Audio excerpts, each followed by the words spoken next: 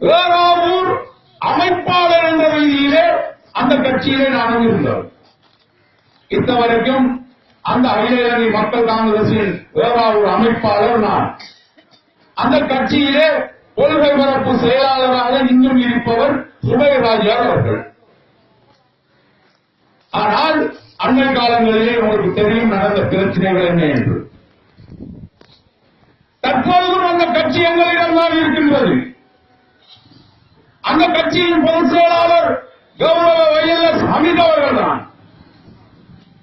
ஆனால் கட்சியிலே இருந்து 2 பேரை வெளியேற்றி இருக்கின்றோம். அதில் ஒன்றுதான் தலைவர் ரிசாத் பதியுதீனும் கௌரவ அமைச்சர் பரிசாளராக இருந்த அமீர் அலி அவர்கள். 2 பேர்களுக்கும் இன்று கட்சி இல்லை.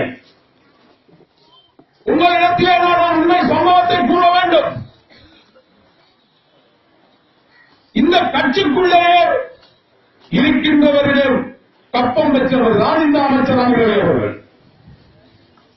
நாங்கள் சத்தியம் பண்ணி கூறுவோம், உண்மையை கூறுவோம். இதை அவரால் மறுத்து கூற முடியுமா?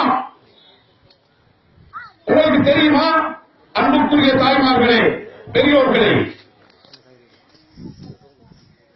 ஒரு மாகாண சபையிலே 5 வருடங்கள் உறுப்பினராக இருக்கின்ற ஒருவருக்கு கிட்டத்தட்ட 80 லட்சம் ரூபாய் பெறுமதியான ஒரு கோரிக்கை அரசாங்கத்தால் கொடுக்கிறது. அது இந்த சுபைராஜர் அவர்களுக்கும் கிடைத்தது. ஆனால் அந்த காசியிலே எனக்கும் சரிசமம் பங்கு தர வேண்டும், எனக்கு கப்பம் தர வேண்டும், இந்த கட்சியிலே நான் உன்னை நினைத்ததற்கு எனக்கு நீ பாதி தர வேண்டும் என்று சண்டை விடுத்து 23 லட்சம் ரூபாயை இந்த சுபைராஜாரிடம் இருந்து பறித்துச் சென்றவர் அமீர் அவர்கள். மறுக்க முடியுமா? எந்த ஊடகத்திலேயாவது இதை மறுப்பு தெரிவிக்க முடியுமா? இந்த முன்னுக்கு இருக்கிறார் சுபைராஜா, நீங்கள் தாராளமாக கேட்கலாம், ஊடகவியலாளர்களும் கேட்கலாம், இது உண்மையா பொய்யா என்று. அப்படிப்பட்டவர்கள் இந்த கட்சியிலே பொருத்தமில்லை என்றுதான் இன்று இந்த கட்சியை விட்டு வெளியேறி இருக்கின்றார்கள்.